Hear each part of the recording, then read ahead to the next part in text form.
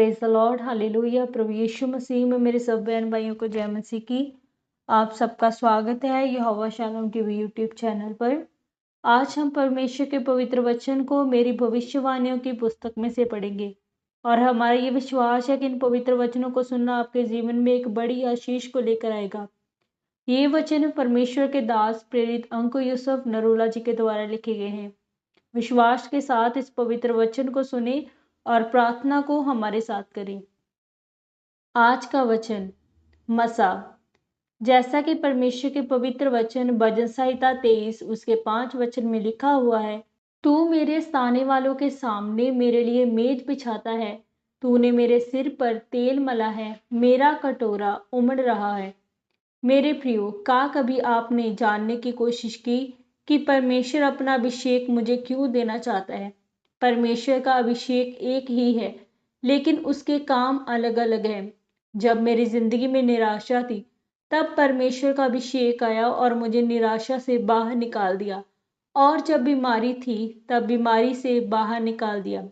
प्रियो, यीशु मसीह ने चेलों को कहा जाओ, और जब उसने अपने चेले को भेजा तो उसने ये नहीं कहा कि लोगों से बातें करना, बल्कि कहा कि सुसमाचार देना और चंगा करना, उनके दुखों को दूर करना, ताकि उनको यकीन हो सके। क्योंकि बातें हम बहुत सुनते हैं, बातें सब बहुत अच्छी करते हैं, लेकिन काम कोई नहीं करता इस पृथ्वी पर।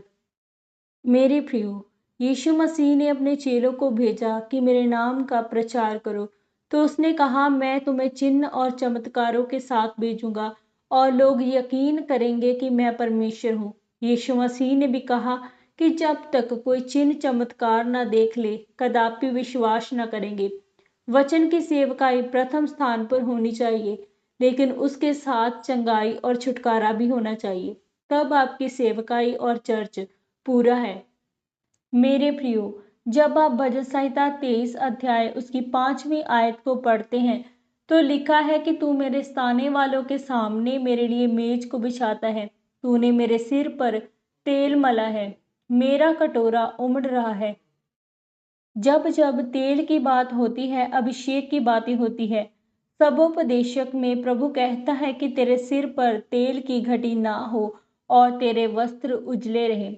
पुराने समय में जब लोग भेड़ बकरी को चराने के लिए जाते थे, तो भेड़ों के लिए तेल लेकर उनकी चमड़ी के ऊपर लगाते थे, ताकि जो मच्छर और मक्खियां होती थी और काटने वाले जीव जंतु होते थे, उन भेड़ों को ना काटे और वे बीमार ना पड़े। और अगर चरवाहे तेल लेकर भेड़ों पर नहीं लगाते थे, तो भेड़ें मच्छर मक्खियों और जीव जंतु के कारण बीमार होकर मर जाती थी। वैसे ही जिन विश्वासियों के सिर पर तेल नहीं है, यानी अभिषेक नहीं है, वह किसी ना किसी शैतान के अटैक के नीचे होते हैं। लेकिन अगर आपका आत्मिक जीवन गर्म है और परमेश्वर का अभिषेक आपके पास है, तो शैतान आपके जीवन में अटैक नहीं कर पाता।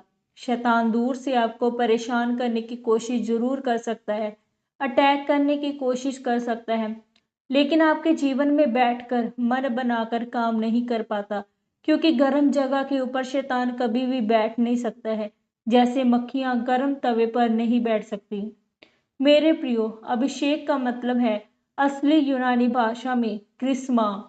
क्रिस्मा बोलते हैं, जिसका मतलब है एक ऐसी सामर्थ्य जो चमत्कार कर सके।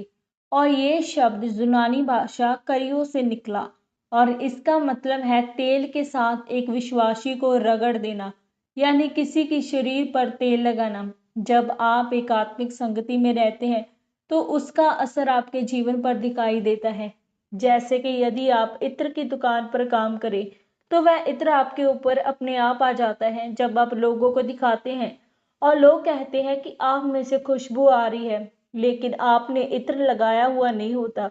वह दुकान पर रहते हुए और दूसरों को दिखाते हुए लग गया है। वैसे से आत्मिक संगति में रहने के कारण वह अभिषेक उनके जीवन में आता है और उनके जीवन में बड़े कामों को करता है। आमीन। प्रार्थना। सर्वशक्तिमान परमेश्वर, इस वचन के लिए मैं आपका धन्यवाद करती हूँ और प्रार्थना करती हूँ परमेश्वर मुझे अपना मसा अभिषेक दे, ताकि मेरे जीवन में बड़े काम हो और मैं भी बड़े कामों को कर सकूं।